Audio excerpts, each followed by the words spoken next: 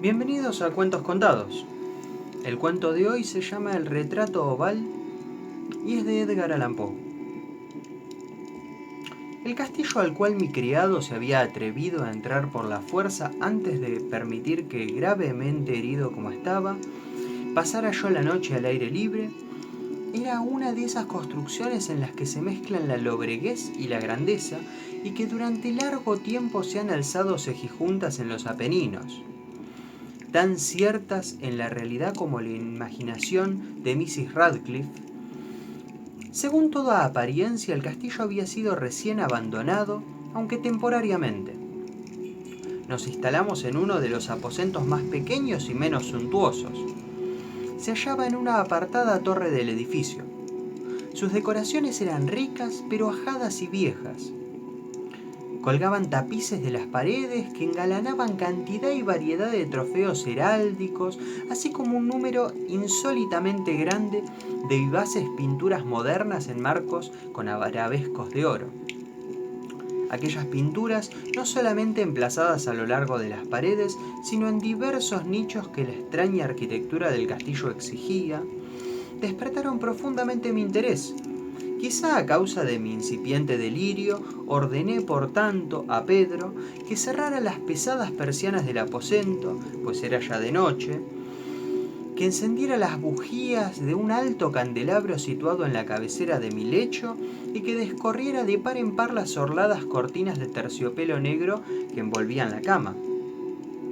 Al hacerlo, así deseaba entregarme, si no al sueño, por lo menos a la alternada contemplación de las pinturas y al examen de un pequeño volumen que habíamos encontrado sobre la almohada y que contenía la descripción y la crítica de aquellas. Mucho leí, e intensamente miré. Rápidas y brillantes volaron las horas hasta llegar a la profunda medianoche. La posición del candelabro me molestaba, pero para no incomodar a mi amodorrado sirviente, alargué con dificultad la mano y lo coloqué de manera que su luz cayera directamente sobre mi libro. El cambio produjo un efecto por completo inesperado. Los rayos de las numerosas bujías, ya que eran muchas, cayeron en un nicho del aposento que una de las columnas del lecho había mantenido hasta ese momento en la más profunda sombra. Pude ver así vívidamente una pintura que me había pasado inadvertida. Era el retrato de una joven que empezaba ya a ser mujer. Miré presurosamente su retrato y cerré los ojos. Al principio no alcancé a comprender por qué lo había hecho, pero mientras mis párpados continuaban cerrados, cruzó por mi mente la razón de mi conducta.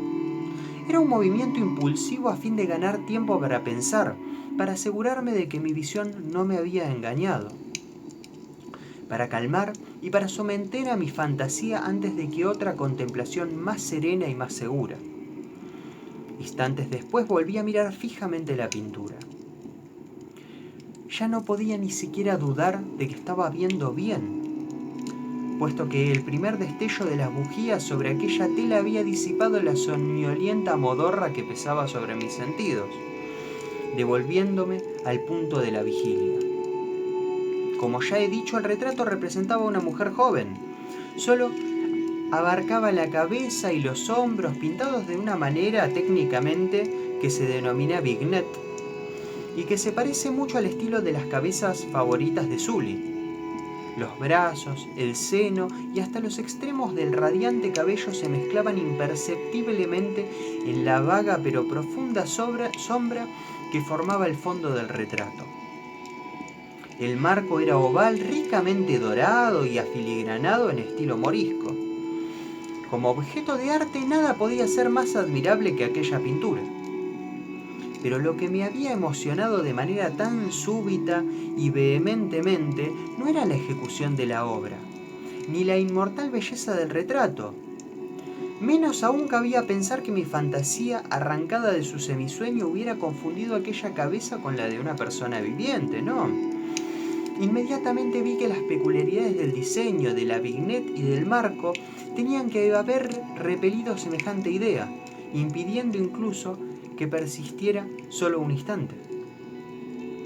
Pensando intensamente en todo esto, me quedé tal vez una hora, a medias sentado, a medias reclinado con los ojos fijos en el retrato. Por fin, satisfecho del verdadero secreto de su efecto, me dejé caer hacia atrás en el lecho. Había descubierto que el hechizo del cuadro residía en una absoluta posibilidad de vida en su expresión, que sobresaltándome al comienzo terminó por confundirme, someterme y aterrarme. Con profundo y reverendo respeto volví a colocar el candelabro en su posición anterior. Alejada así de mi vista la causa de mi honda agitación, busqué vívidamente el volumen que se ocupaba de las pinturas y su historia.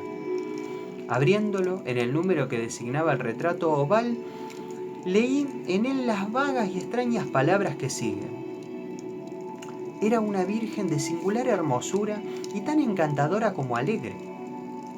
Aciaga la hora en que vio y amó y desposó al pintor. Él, apasionado, estudioso, austero, tenía ya una prometida en el arte.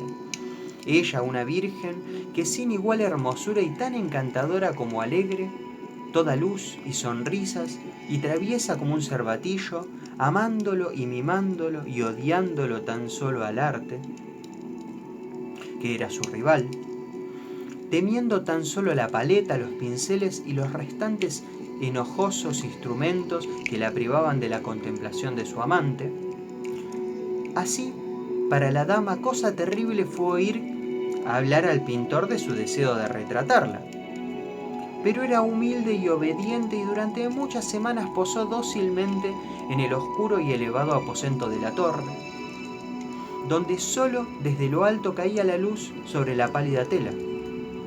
Pero él, el pintor, se gloriaba de su trabajo que avanzaba hora a hora y día tras día.